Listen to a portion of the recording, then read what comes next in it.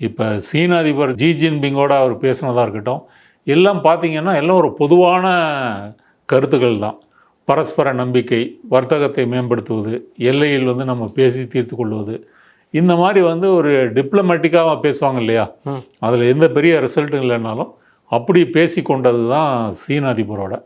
ரஷ்ய அதிபர் புட்டினோட அவர் பேசுனது என்ன பேசியிருக்கிறார் அப்படின்னு சொன்னால், உக்ரைன் போரை நீங்கள் நிறுத்தணும். ஆனானப்பட்ட ட்ரம்பே உக்ரைன் போரை நிறுத்தலைன்னு செம்ம காண்டில் இருக்கிறாரு.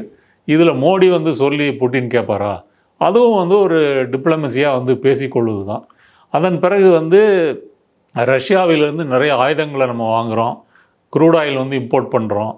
இதையெல்லாம் வைத்துக்கொண்டு அவர் புட்டினோட பேசியிருக்கிறார்.